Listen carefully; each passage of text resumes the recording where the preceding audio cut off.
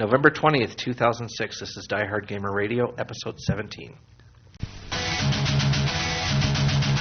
You are listening to Diehard Gamer Radio, the source for off-mainstream video game news and topics. Now your hosts, Murdock, Brian, and John.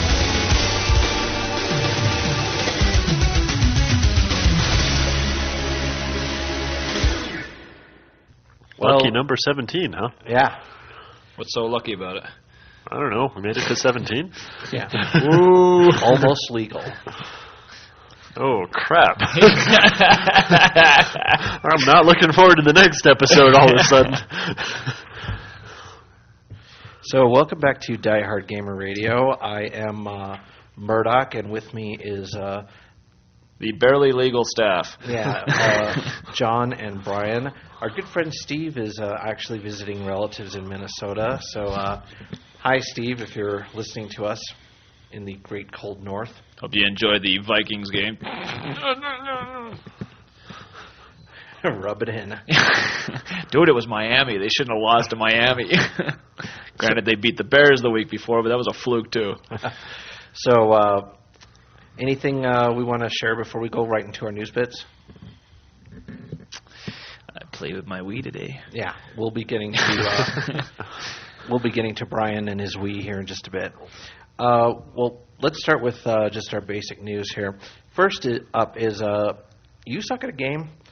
You can buy a strategy guide and cheat codes and unlock hidden features for a price through our not-so-good friends at EA. So the way this works is that if you don't feel like playing the game, you don't feel like actually accomplishing things, pay EA a small amount of money, and they'll unlock it for you. Pay us in blood. We'll make your game so easy. This is definitely the dark side of microtransactions. Yeah. And it's frustrating because some of the problems are these cheat codes are available for free in other versions of the games. Game facts, people. Well, yeah, but they're only there in the Xbox and PS2 versions of when we're talking about Godfather right now, I believe, as the primary one. Although the new Madden also has a fair bit of this in evidence. But those cheat codes that you can buy off Xbox Live Marketplace for the Xbox 360, you just enter a code like you always have on the Xbox and PS2 versions.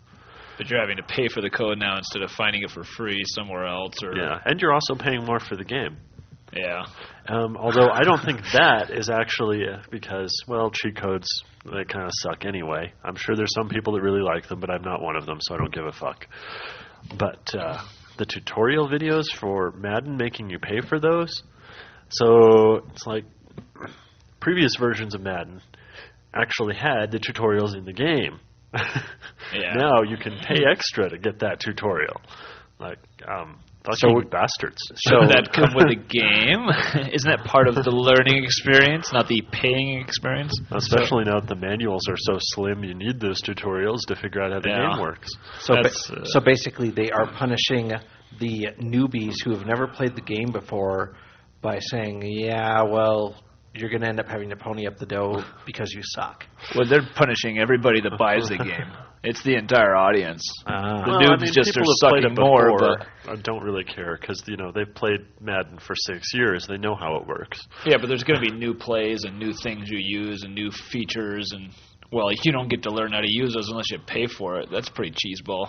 That's like, why do you even finish the game? Just put it out 3/4 done, and then make them pay for the other quarter. For the end. Yeah. or do you want to see the end of the game? $9.99. Yeah. Using cinematic. Please pay now. Yeah, it's going to get it to the point where people just aren't going to play games anymore. They'll just shell up the money. It's like, okay, I want to see someone else play it. Plug me into my Wiimote, and I'll just sit on the couch and watch.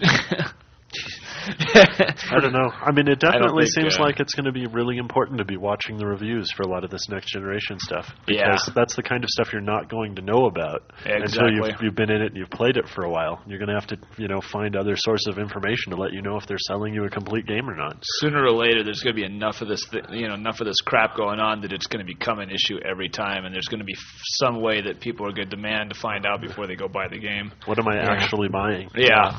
Or if you're buying anything at all. know. Is this just a skeleton, or do I get skin and organs too? Our next topic is bundle madness, taking PS3 and Wii bundling to a new low, and we can thank our good friends at Fry, Walmart, CompUSA, and Toys R Us for all this. And I think Best Buy. Although they weren't the worst of the cases. No, but, Best Buy wasn't the worst, but I mean, they were only charging you to buy a game and a warranty on top of your system to get the system, which is not horrible. It's still unfair, but I seem to remember Toys R Us pulling this shit about a year ago with the Xbox 360, and I seem to remember a shitload of attorney generals going after them and suing them. Well,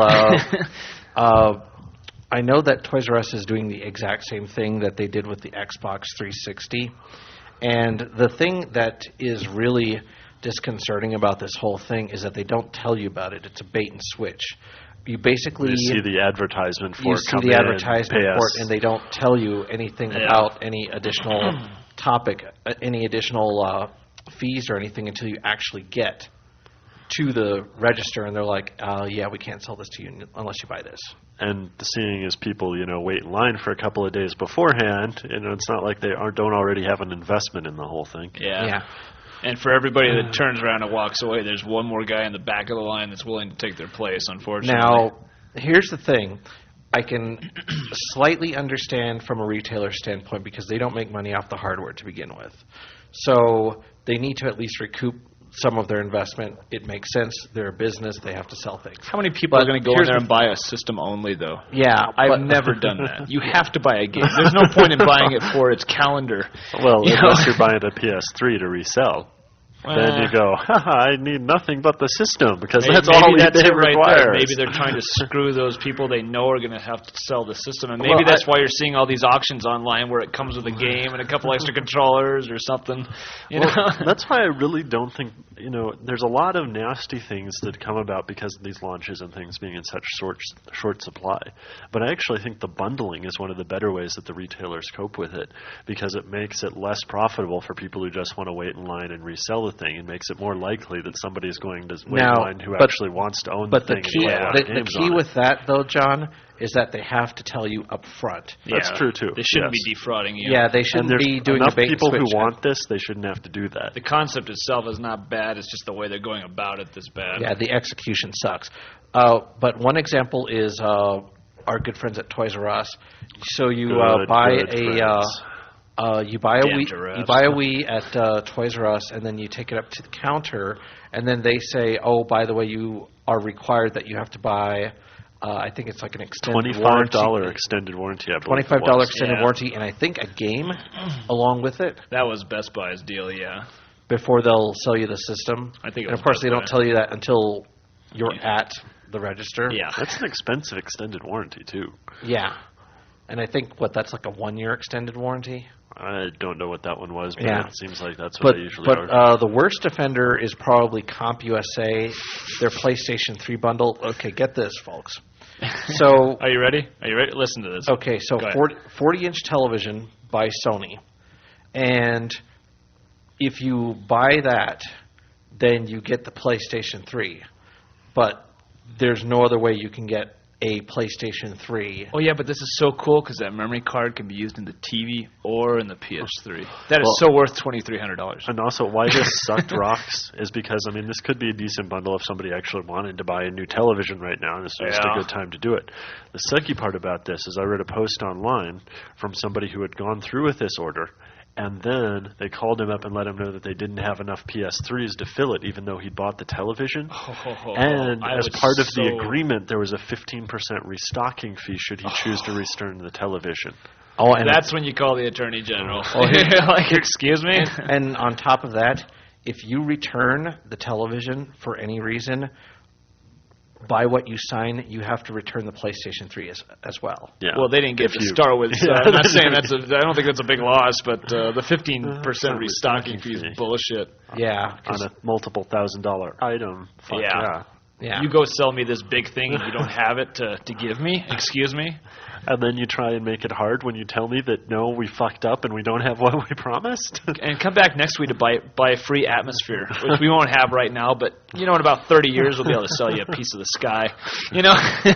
Well, I mean, that's about as bad as what Best Buy came out with, was it today, where if you try and price match an item and you find it less somewhere else and they do price match it, any warranties that were associated with the item that you tried to price match become null and void. Huh.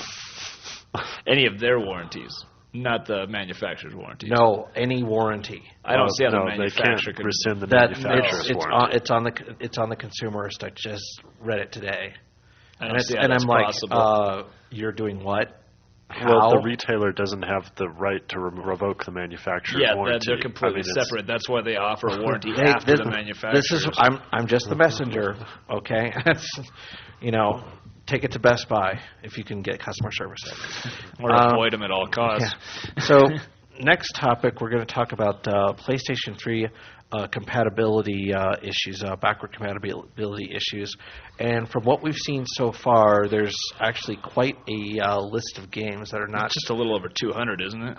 It's think about it's more 200 than that now. And that's out of 8,800 games. That's not horrible, but it still sucks in a way. Well, And it's also a lot like the PS2 backward compatibility list, though. Even though they're saying it's not perfect, it's also usually things like issues with the FMV playback or or some audio background syncing music thing. yeah. It's often something that isn't going to make it impossible to play. It might not be perfect, but you can still play the game. Some of these ones I read on the games that they listed actually were like There's a game-stopping issue, or everything went totally black and you were screwed. Yeah. Or the game just stopped playing altogether. There's a patch Some for of those that. are kind of surprising. There'll be a patch for it, I'm sure. Yeah. I'm not saying even it's so- not going to happen, but yeah. I mean, having backwards compatibility across the entire set of PS1 and PS2 games and doing as well as they have, this is just light years better than the 360 backwards compatibility. Yeah. Well, And- for one thing, Sony actually planned for backward compatibility. I can't totally knock them either. How many people out there are going to go get rid of their PS2 now, I won't. And, it depends on which games you want, too. As you take a look at the list of posts on there, and somebody's going, here's the 3 games that I actually care about and still play, and they There all were some work pretty fine. rare games in there. They weren't really. It wasn't a large list of mainstream games. It was Most very of what few. I saw in there were pretty oddballs. And, I mean, I think the PS3 backwards compatibility situation is better than the GameCube. Or not the GameCube, the Wii. As the Wii, okay, so we've got complete backwards compatibility on GameCube discs, which is good. But the backwards compatibility you get for like the Nintendo and the Super Nintendo stuff, that's not really backwards compatibility. I can't take my old SNES cart and jam it in there and have it work. Well, that's why they have the Virtual Console. For which you get to buy them again. Yeah. This is not backwards Anywhere from compatibility. $2 This to is the chance to $5. buy your games again. Well, it would only be real backward compatibility if the last system that they used before the GameCube was actually disc-based.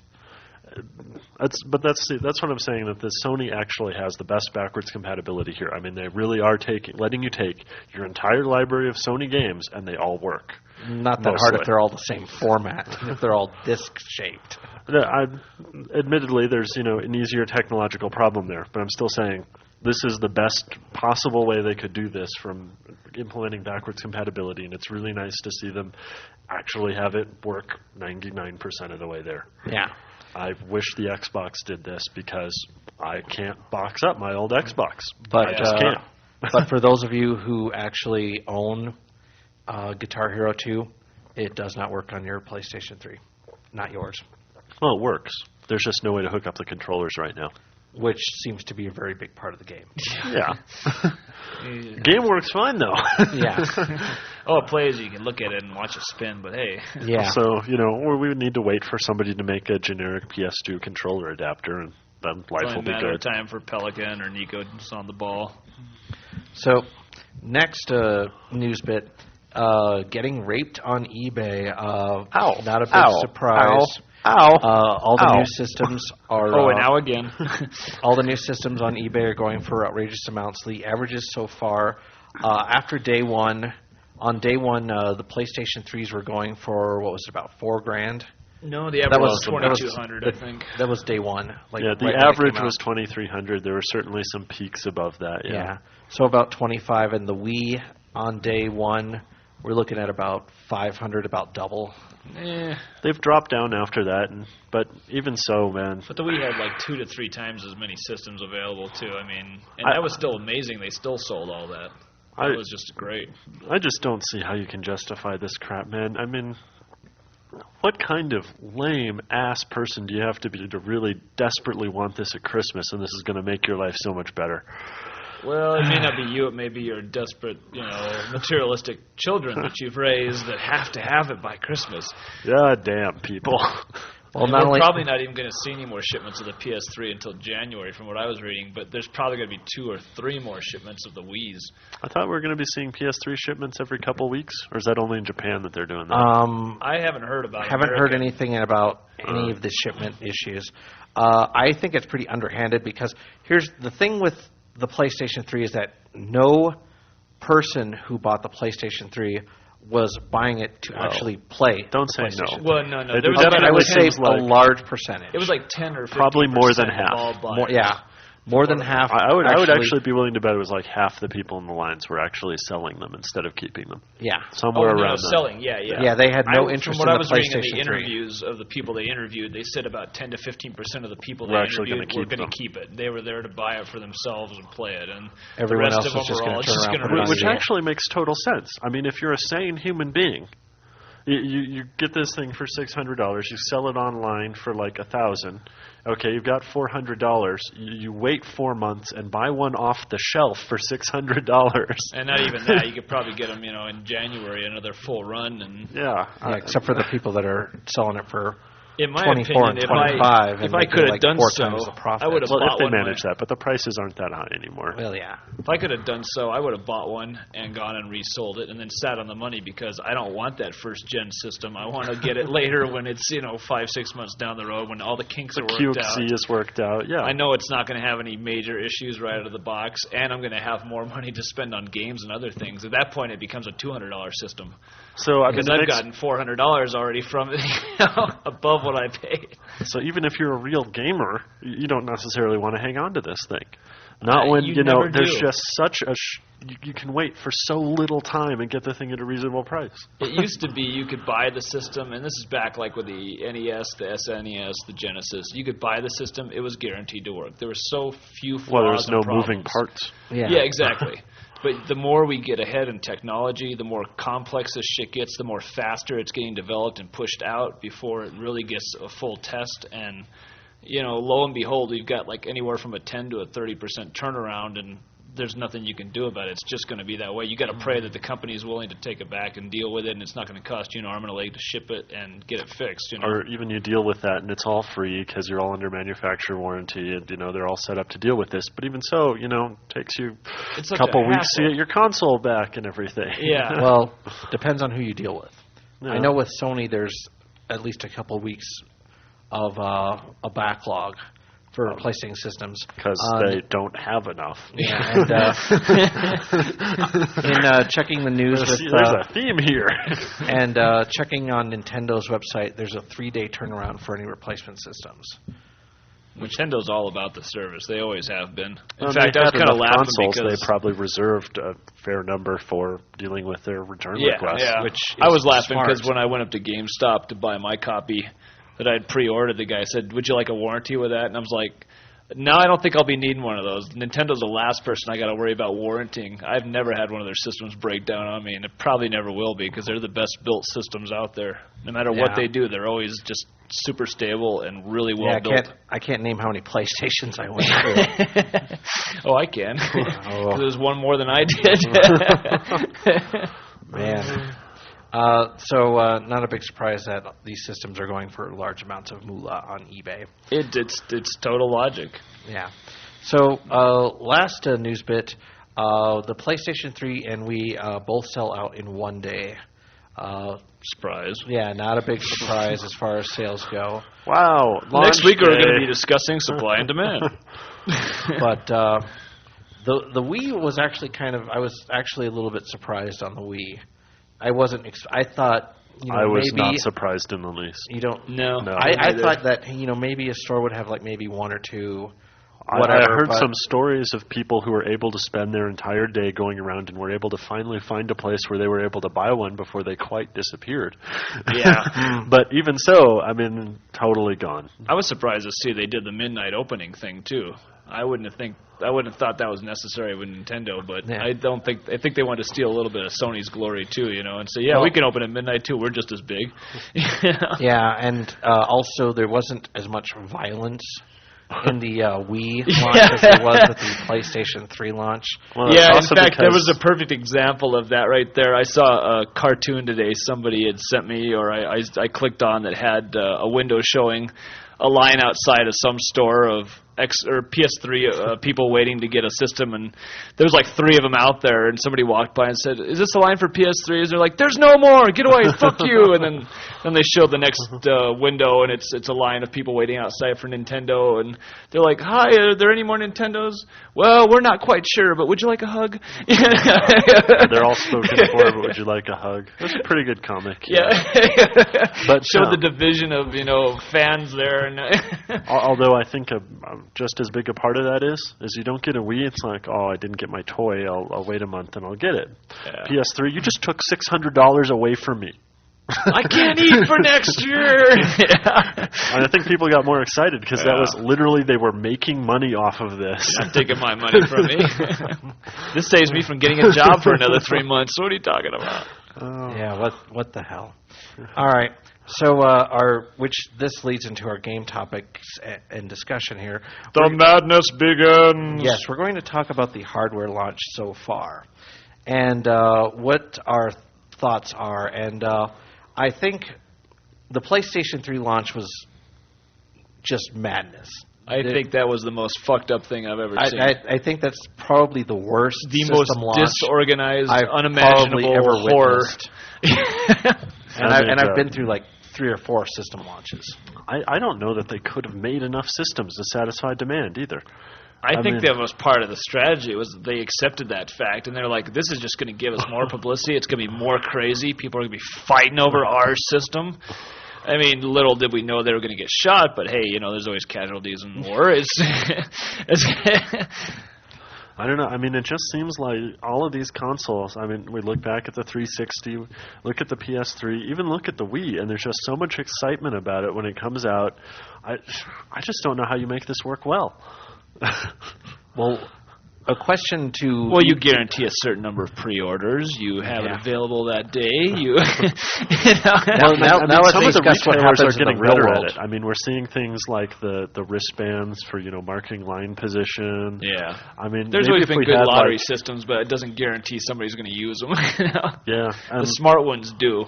and I mean, we've also got this whole problem that we're talking about retailers like Walmart, and you've got some minimum wage, guy working behind the counter who's supposed to, manage this, line of 50 unruly people. It's just not going to work out well. I seem to remember reading that most of the issues that happened with the PS3 and problems were in front of Walmarts. In fact, I think one Walmart said they just opened the doors and they said, "We're open," and people literally were just crawling over each other, injuring one another to squeeze in the door. It's like the sales of, here's a VCR for $12 at Walmart on Black Friday, and people get trampled, and you're watching the CBS News or NBC or whatever, and you're like, someone just got impaled by someone's stiletto heel at Walmart again. But they've got great buys today. How much easier would this be if you just had something like, a year before launch, the manufacturer had a phone number you could call. You call them up, give them your money, and you'd be in the pre-order list. You mean bypass all that problem? God, that's just madness. And then have the retailer just ship it to you? Or, just do it directly for the first, it's going to get to they that send point out where or we're not something. even going to have to show up at the store. We'll just have it pre-ordered and shipped that day to us. We'll That get it would've the made next more day in the sense. mail. You just have this, million-person long line. And it's just a matter of the wait for the shipping, and who paid more to get it shipped faster. But, question to either one of you. Have you, and we've survived a lot of hardware launches, and I personally have worked a few. Is this like the worst hardware launch that, as far as like supply and demand type stuff that we've seen? Because I remember when the Nintendo 64 launched, it was a lot like this type of madness, and I think the PlayStation was around the same. But the 16-bit systems, I don't remember a lot of the hoopla surrounding those systems. Is it just building from there that now these systems are now mainstream and there's just so many more people that want them, and yeah, there's so much more demand has coverage. really increased from what it used to be. And and back in the day, there was plenty of systems being made. I mean, there was a demand, granted, but there was an equal amount of supply for that demand. It wasn't because a big issue. there wasn't as many people in gaming as there is now. And there wasn't as many games out to really drive this many people to play, too. I mean, now the graphics are out, they're off the hook. There's quite an array of games coming out with the systems all of a sudden. They're really pushing to make 12, 15, 20 games available. You've got online content. The multiplayer is all there that wasn't necessarily there back in the day. Well, there's so many more reasons to buy a system now than there used to be, and if you just don't have that surplus to supply people with, it's going to be ridiculously crazy. Well, and trying to meet that demand now, too, because there's probably, just well, to toss these out a random companies are number. doing it to themselves. Well, They're pushing too soon, too quickly. There's probably, you look at it now, just to throw out a number, I wouldn't be surprised if there was something like 10% of the entire population of the country actually wanted to own one of these at some point. I believe it, yeah. And if you look back at something like the Super Nintendo, I bet that was a much lower percentage. Yeah, but all it did was play games. Look at what they do now. They play movies. They get you online. They do all this other crap. It's totally more mainstream. But I mean, it's just also the numbers are just so much higher that just trying to meet that demand on launch day, I just don't think this situation is going to improve even as we go forward. And even if the company totally knew it was going to happen, they can't warehouse 10 million copies of the console and get them shipped out to people and get that done. And it has to happen over a period of time as they get made and distributed out there. And they're going to lose even more money. Like Sony is saying, I seem to remember they were saying something the other day about they were going to spend more money to have these shipped by plane in the next month to guarantee they get more systems to us, and they're going to lose a ton of money on that, on top of already losing money on the systems, just to guarantee they get it out in the public. I mean, it's a real disaster from a manufacturing point of view. I mean, you've got this huge spike that you're trying to meet this initial demand. And you can't keep up with it. Well, and it's this huge number that everybody wants, but it goes down to a much lower level. And I mean, if they try and build the capacity to meet that initial spike, it's totally inefficient. It just doesn't work. Yeah, there's no easy way out. Oh.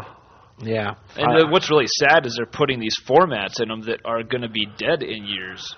One's got Blu-ray, the other's got HD DVD. You cannot tell me that the public is going to get rid of their movie collection and go to a new format just because of this system. By the time these systems hit their max or hit their age, these formats are going to be dead. I mean, it's going to come to the point where people are actually downloading stuff online, and there's no reason to have a format anymore in a system because you're not going to be using it anymore. I just don't see. I mean, it's kind of sad. They push so hard to have the latest technology and then add some sort of player in there that they expect to be the next generation. But I think it's just too soon. I think they're jumping the gun and they're trying to have the neatest new toy in there. And it's like going to be a dead format. Sony's just proven dead formats over the years. That's the whole problem with that, though, too, is that they have to plan 5 years ahead. Yeah. So, I mean, they have to push so hard to try and get something that's bleeding edge because it has to last that long. Obviously, Nintendo has taken a different tack on that, but that doesn't change that.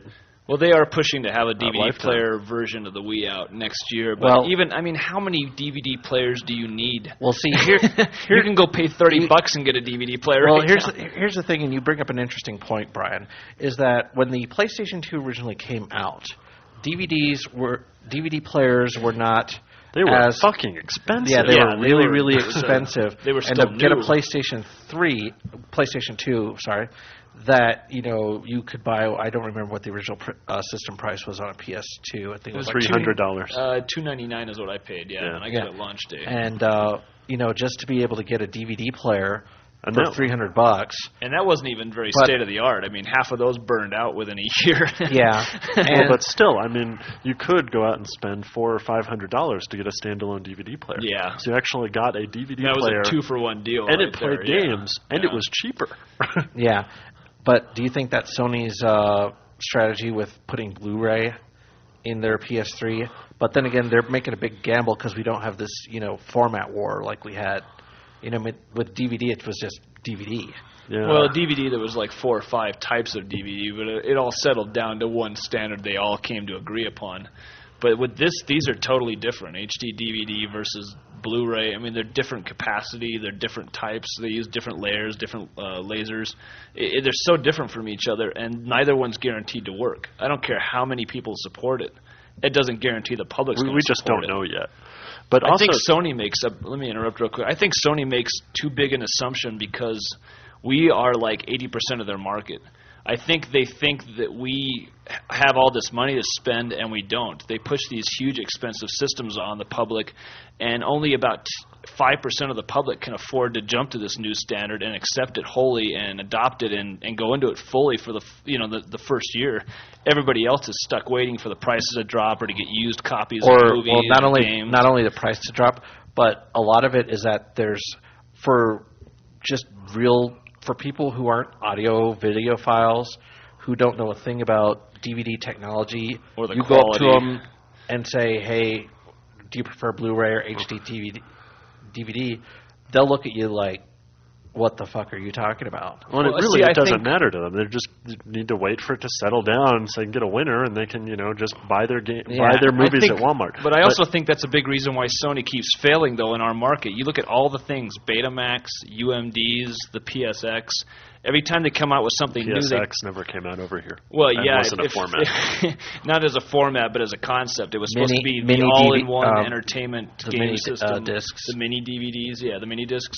They push this new technology. They push it on us first because they expect us to adopt it. Nobody does. It fails horribly, and then they move on to the next one.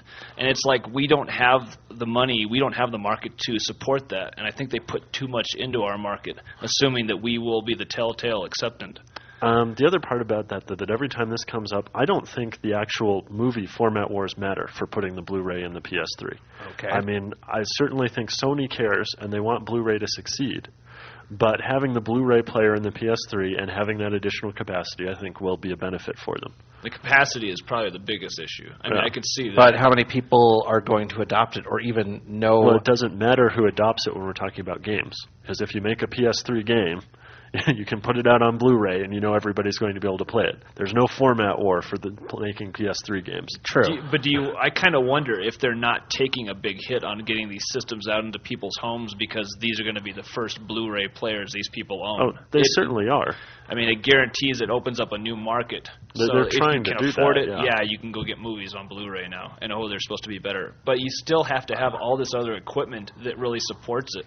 Just like with HD TV, if you don't have... But you're saying that, and that's all I think on the movie side. I mean, you get the benefits for Blu-ray as a gamer, irrespective of whether or not you ever buy a Blu-ray movie. And the benefits of the gamer for Blu-ray are, for instance, huge storage capacity. I mean, you can actually manage to have a 70-hour RPG and have voice for everybody. That's not necessarily a good thing. It's not necessarily a good thing, but I will help the princess. There's also no excuse in this day and age for having to page through pages and pages of text while you're watching this animation in the background. Not to mention load time should be cut way down. And that's one plus I've seen about the PS3 is it's actually cut load times on certain PS2 games, which was kind of impressive. If the game is loaded on the hard drive, there's actually something on either Joystick or Kotaku that said that if you load... no, they tested it on Tale of was it Genji? Genji is one of the ones that you can preload onto the hard drive. And it saved, 50... It halves the load times. Yeah. But the load speed isn't actually a real difference there because the Blu-ray drive is about as fast as the DVD drives. I mean, just because it's first generation. Well, it's a little different. It's like Blu-ray, I think, manages a constant 12 times read speed, whereas DVD changes depending on if you're on the inside and outside of the disc. The average is about the same. Wow. So that's our thoughts, at least on the Sony side. Any thoughts on the Wii side as far as the system launch? I mean, I think the Wii, for the most part, was a pretty smooth system launch. I think it was excellent. I don't think there were any didn't hear any problems huge with it. issues. Not as much as, say, Sony. Of course, it was they're much not more also of a... going to make you that much money, not like the PlayStation 3 would, but... It was a much more standard launch. I mean, there still wasn't enough to go around. People still had to line up to get one. But they guaranteed pre-orders. They didn't have problems with that. I mean, they didn't have any of the changes in shipment quantities like that.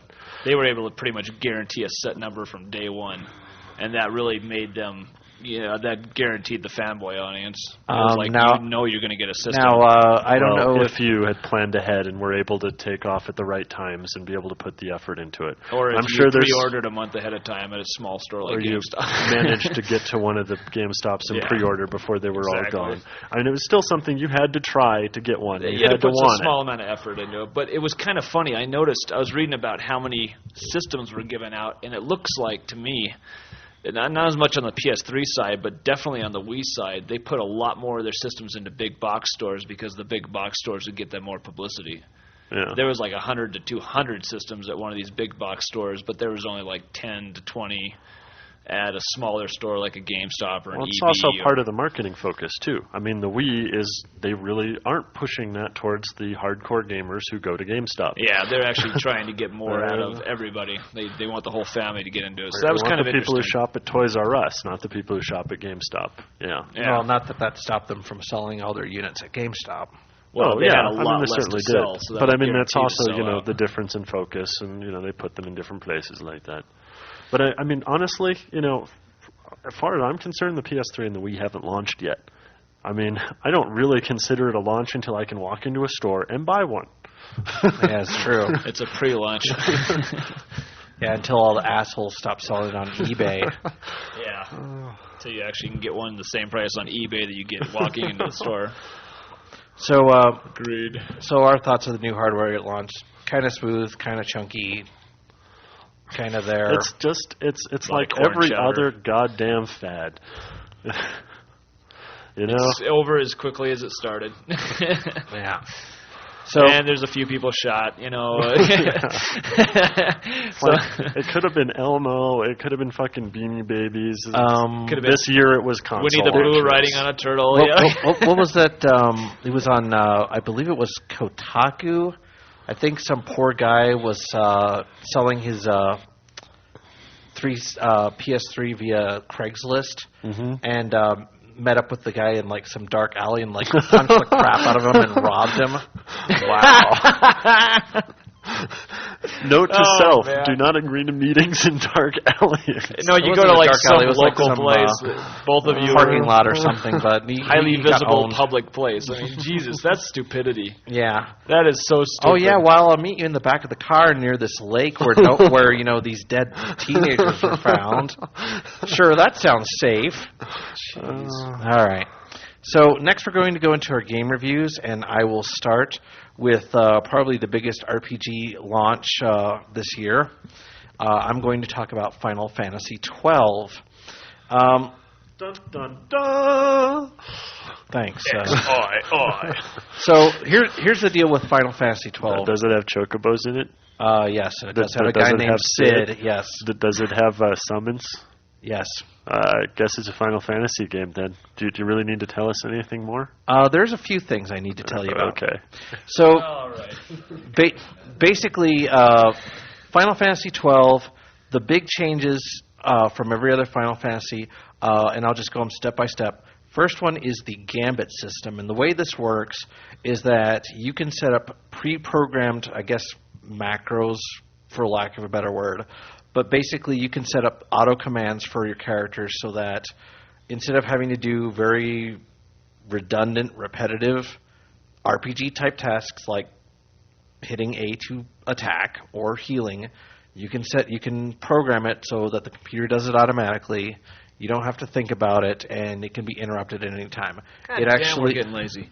Well, actually, the Gambit system works surprisingly well.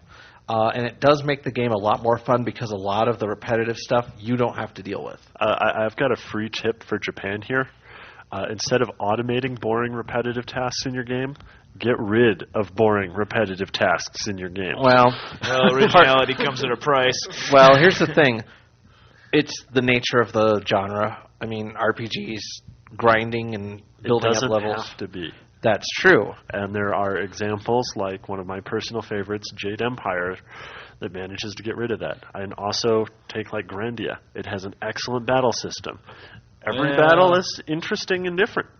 Sometimes I question whether they're doing this for our benefit or for their benefit, because every time they put out something that's just like the last one, but the newest version in Japan, they eat up it. They eat it up. It's just like the next RPG. We've got to buy it.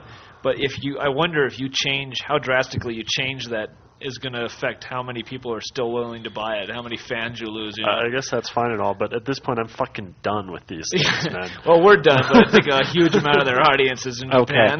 Well, moving on. Basically, Sorry, go ahead. Basically, the Gambit system works on a priority list. So, say for example, the top priority is if your character is KO'd, cast like revive or arise or a phoenix down.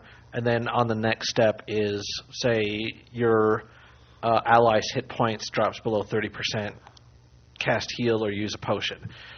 The nice thing about the Gambit system is that a lot of those tasks, like if you're in the midst of heated battle, things are done automatically. You don't have to worry about healing your character. So you're saying this just cuts out all the micromanagement and it allows you to enjoy the game a little, maybe. Yeah.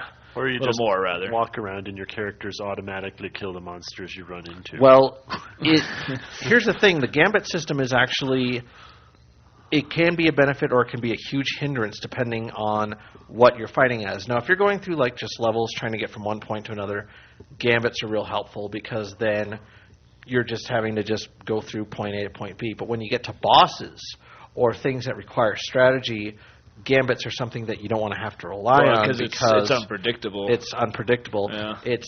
You can set it so it does the same commands over and over and over again, but when you need to actually do real strategy, you don't want to become too dependent on it. When you actually get to play the game? Yeah. Yeah.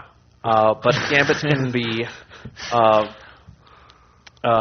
you can stop a Gambit at any time. I can appreciate this to a point because, I mean, some of these games get really tedious when you're just trying to go from one town to another to pick up something. You got to go through 50 frickin' totally fights. Makes sense, but that's what I'm saying. Get rid of the 50 fucking fights instead of making it so the 50 fucking fights go really smoothly. Yeah.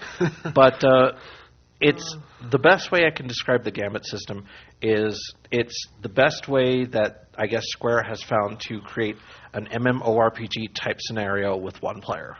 That's about the best way I can describe it. Now, beyond that, the other thing I need to talk about is the license board.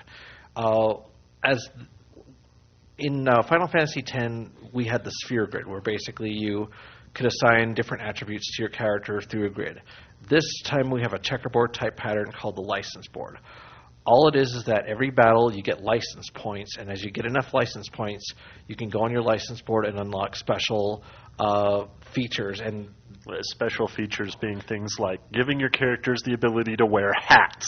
Yeah. This should not take training, people. What about horse armor? Yeah. Now, the positive, the cool thing about this is that you can actually customize your characters as much as you want. So say, for example, you want to have a paladin that does heavy damage with, say, guns or certain types of weapons. You can totally customize your characters however you want by maneuvering through the license board, which makes sense. If you want to have a more diverse party, if you want to have a balanced party, you can completely do that. The bad thing is that it makes your character like a retard. It's like, well, I can't wear this hat. I don't know where it goes because I don't have license points. So I can't put this this gun on my cock. No, you need the license points, and then you know how to shoot it and everything. I'm like, what? Huh? You need the Madonna patch. Yeah. Which I could, and I haven't played this one yet, but is that at all frustrating? I mean, you get like a new cool weapon, and then you have to go like grind monsters for a while till you can equip it and see what it does. Here's the thing. It's always been annoying. The way it works is that the game, for the most part, is pretty incremental.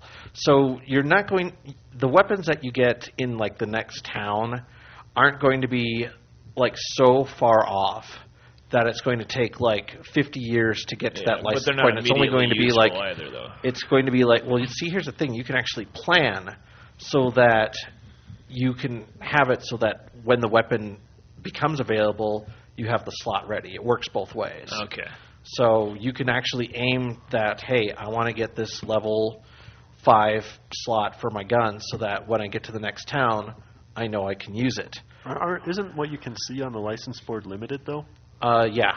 However, the instruction booklet does say, hey, look, this is a section for armor, this is a section for guns, this is for axes, this is for maces, this is for swords, this is for magic.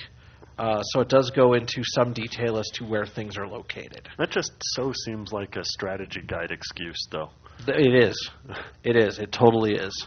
Other than that, the only other thing I want to add is that the storyline, kind of confusing, well written, but doesn't make a lot of sense, and the characters just don't seem to have any character. They're kind of plain. They don't really stand out. Is it still pretty linear? It's more about the setting and the politics and what's going on than but your actual that's also a characters. nice thing because there isn't teenage angst in this one.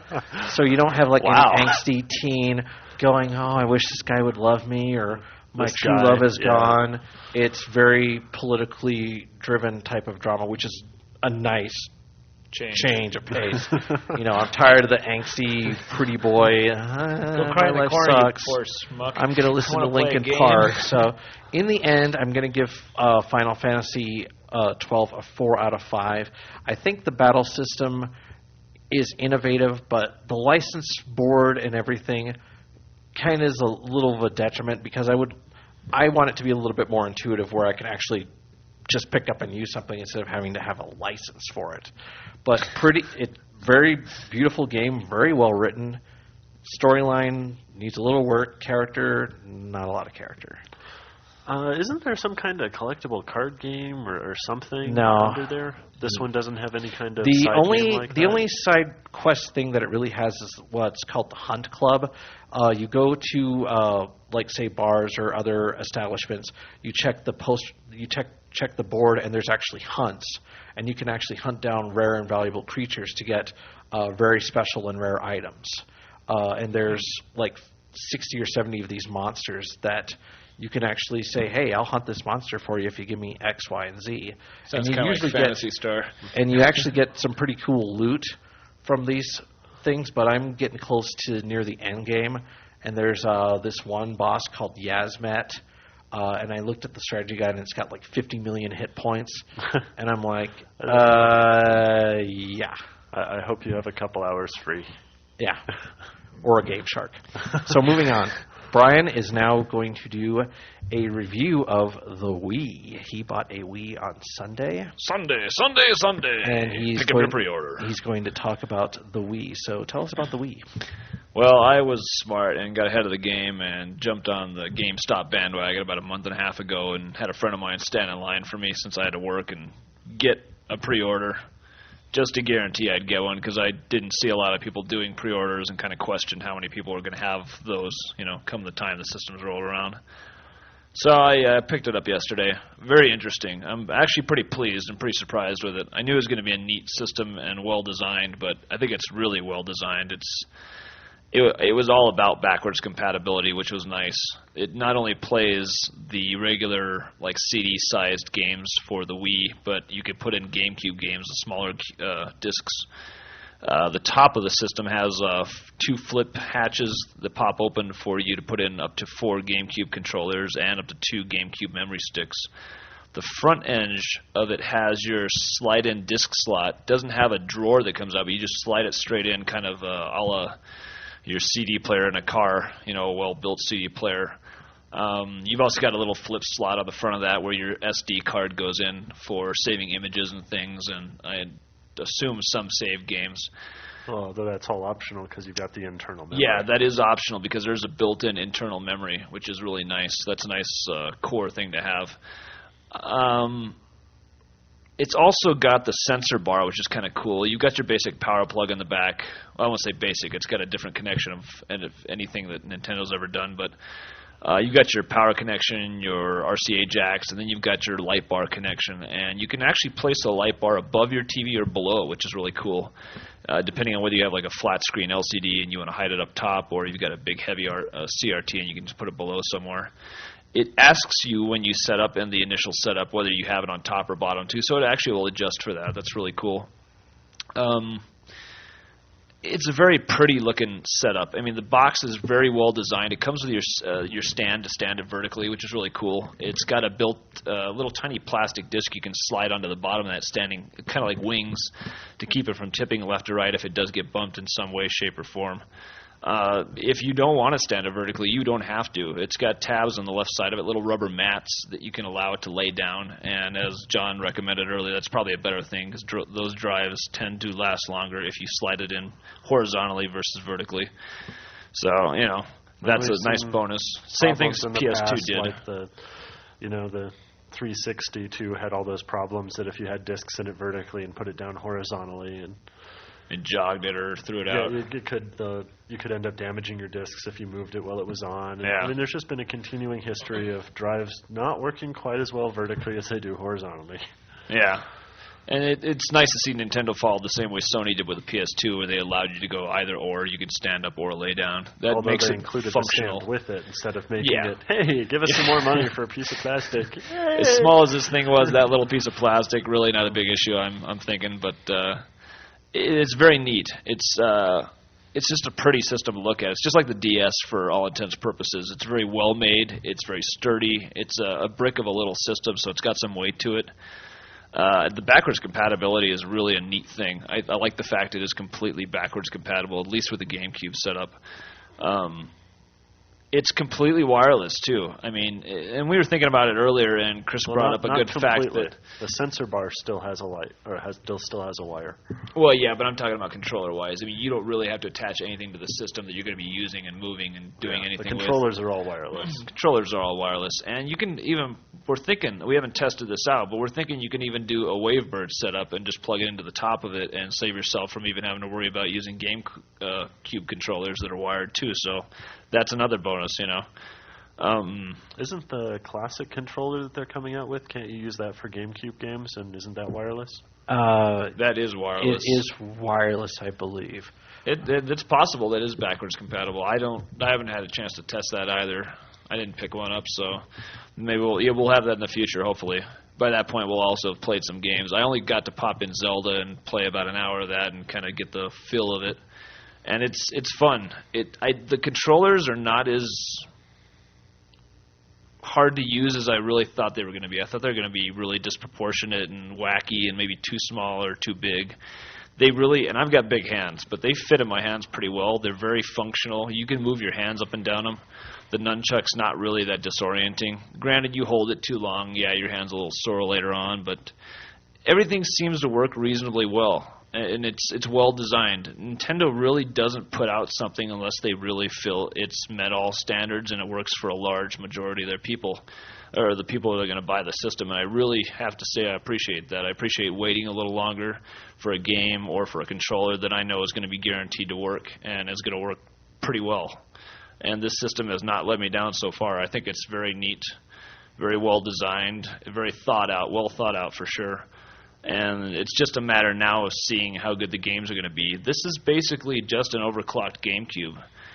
But it's got a lot of potential, I think. And it's definitely going to be a lot more fun because it's a lot more interactive than anything else that's out there right now. I hate that that word. We've tested, so. I just like to say that I really hate the word interactive. I hate using it too, but it really is the only way to explain how you get to use a system and enjoy it. And it's really marketed not just to the gamer, but to the whole family. Yeah, a side note, the first thing is the reason I hate the word interactive is when I worked retail, customers would come up to me and ask me for something interactive, and I would look at them like, okay, there's a whole store full of software. Technically, by your definition, Microsoft Word is interactive because it won't do anything unless you're sitting in front of it, dumbass. Hey, you're pushing buttons. That might be one of the most creative gaming experiences ever, though. Yeah. But as far as the Wii goes, I know that the setup and everything for the Wii is very simple, very easy to set up. I know that there was one or two firmware updates, I believe, for the Wii. Am I not mistaken? I think there's one out right now. Okay. I haven't connected yet, so I haven't been able to do it. But. Okay. There was a little bit that apparently the they were planning on shipping the consoles with a startup disc, and they didn't do that. Yeah, but it's actually some people ended up with systems that still wanted a startup disc. Yeah, and that was an oversight on Nintendo's part. And actually, Nintendo released a statement that the people that had systems that were waiting for a startup disc, they said that either they could Nintendo would either send them a startup disc or just send them a whole new system with all the stuff. It doesn't sound like prepackaged. it happened to that many people. No, it's a so very, hard. very small few. oversight. Yeah. It's so but hard I to think, judge launch problems. I think what Wii Sports was preloaded into the system. No, Or it's is an that a disc? actual Is that a disc. disc? It's a disc that comes Okay. with it. One of the neatest things about the system, too, is it's really going the way of more modern things and even backwards things like the TurboGrafx. It came with a mini brick of a power supply, which is totally external and is about the size of your checkbook and about 4 times higher. Is it a wall wart or a soap on a rope? Or I'd say it's a soap on a rope. right. It very easy to use, has a huge extension on it, so you can really send it anywhere and get it out of the way. Not very huge, not very hot. Definitely keeps the heat away from the system. That's a big bonus. So another well-designed concept. Well, Nintendo's And only never about had half any the real size of the problems Xbox with One. overheating systems. So yeah. Yeah. I think this was a huge leap for them. They're normally a little behind, but this I think was a good leap without having to go to huge S&D development and come out with. It's actually interesting. Search and destroy development. Sorry, R&D. It's actually interesting that you bring up the whole behind thing. Nintendo's never been very much in the technological forefront as far as graphics and actual. Hey, the Super Nintendo kicked ass. Well, that's true. But the thing is that they've never been real big on being like the latest and greatest. They figure, okay, well, here's the technology that we can do, and here's the technology that's realistically feasible with the power and everything that's available. And I think that was their approach with the DS. It's like, yeah, we can do stuff like the PSP does, but in reality, we should probably go down a couple notches for these reasons, either if it's a power supply issue or... Well, not only that, but you got to consider the fact that if you make stuff super hard for people to program, you're going to have a lot less people programming for you and making games. Why not make it simple? And look at the PS3. Developers are always going to program well, for the system that's yeah, going but to have if it the takes them a huge year to learn how to do it, Well, how many games are you going to have readily available? But look at the PS2, too. I mean, widely acknowledged to be the most difficult to develop for system of the last generation. Made no difference. Well, not initially. Well, initially it did, though. For the first year, we didn't see squat for games. Everybody was having to Didn't learn see this squat whole for new... games on the 360 either. Well, that's a, Yeah. yeah, but the 360, most programmers have said they'd very much rather go to the 360 and make a game than put it on the PS2 because they don't want to have to learn the PS2 stuff. It's The much PS3, harder, or yeah. PS3 rather. And the first year, I mean, people are just learning how this stuff works. It doesn't matter what the system is. Yeah. Granted, Nintendo stuff is a little easier to develop for. There's going to be a learning curve regardless of what system you use. Well, I mean, here Nintendo's learning curve is going to be people trying to figure out how to use the UI and use the controller. Yeah. I mean, it's a different kind of programming challenge, but it's still a development challenge. Yeah. And to see if developers can even use that, the innovative input to its fullest advantage, because there's been a lot of Nintendo DS games that use the stylus and companies have no idea how to implement it, and you come up with these really lousy games that use the stylus, and it's like, well, it uses the stylus, but we're not quite sure how we were supposed to use it. So, Well, there's also a fundamental difference between Nintendo and Sony when you look at this, too. And one of the reasons that Nintendo goes for not as technologically sophisticated systems is because Nintendo is a game company. I mean, they license out their hardware designs to other companies, and they do excellent industrial design. They make a lot of good games. Sony is an electronics company. Their business is making custom hardware. And so they have the resources and the ability to build from scratch this bleeding edge stuff. When they do a game, they do a really good job on a game. I mean, you look at Gran that's what I'm Turismo, and it's saying. just amazing. But Jesus, you wonder how much money it took to do it. But yeah, I mean, these companies But are they're not designed fundamentally for it. different. Yeah. So they do approach things And in a different way. Nintendo's always been about the games too. It's not about making super complex things too. They want to make things that are fun, enjoyable, and Yeah, the Wii doesn't do much other than play games. that's all it has to do. Really. It also browses the web. Well, yeah, but how I've many got people are five. gonna use I've got that? 5 billion things at home that browse the web. That's so going They're back to the getting to be DVD as common question. as DVD players. Yeah. So why didn't they throw that one in too? Well, you can also make Mii's, M-I-I's, which are your own little characters. You can transport via your nunchuck, or your Wiimote rather, which is totally useless in my opinion, but I haven't created one yet. I don't know what the purpose of making it and taking it over to a friend's house and populating his Wii with it is. It's like herpes. Yeah. You can literally make this character, take it to a friend's, drop it off. They can't alter it, but he floats around on there, and he may actually pop up in some games you play later on. Like I said, it's like herpes.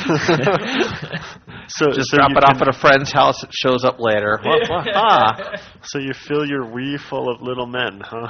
And women. So, man. Brian, do you have a review score for this?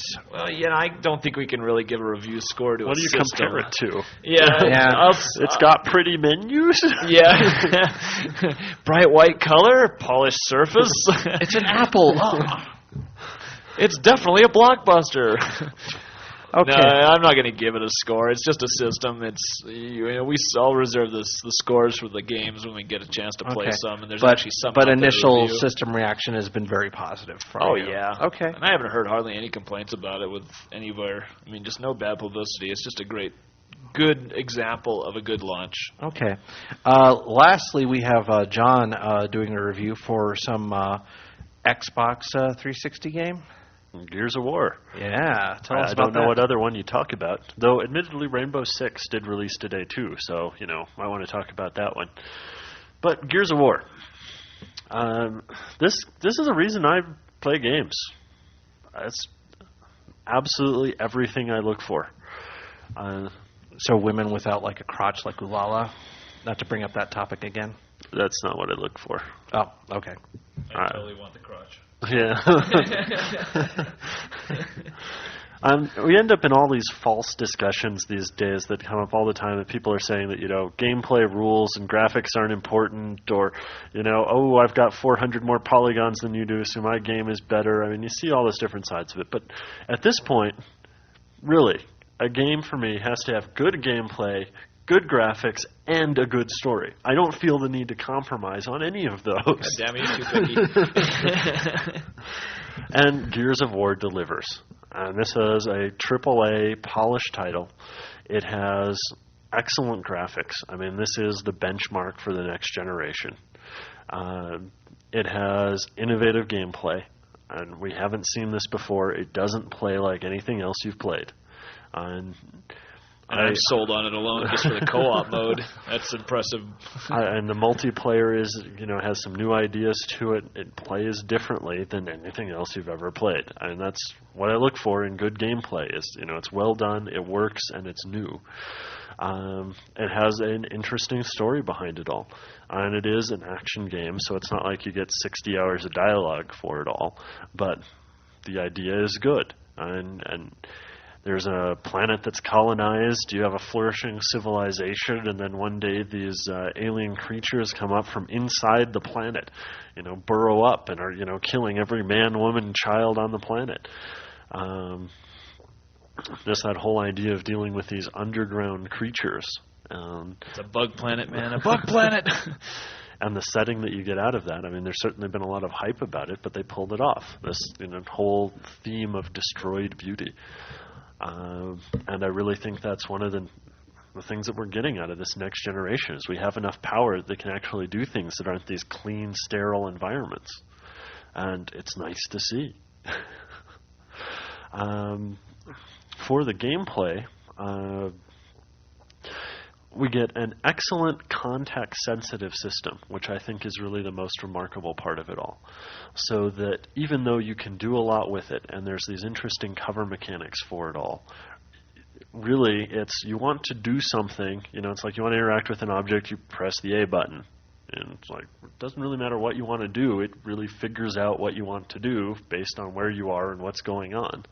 And it just works that well. They obviously put a lot of time into playtesting this and, seeing what people did and what they wanted to do and how to make this work. They crafted an excellent single-player and multiplayer. They gave us co-op, which we're, finally starting to see some real buy-in for now, which has been so long. And it's got some great over-the-top touches to it, too, that just really are shock and awe the first time. You run up to a guy with this chainsaw bayonet and saw him in half and, see the screen covered in blood. It's like, that's fucking cool.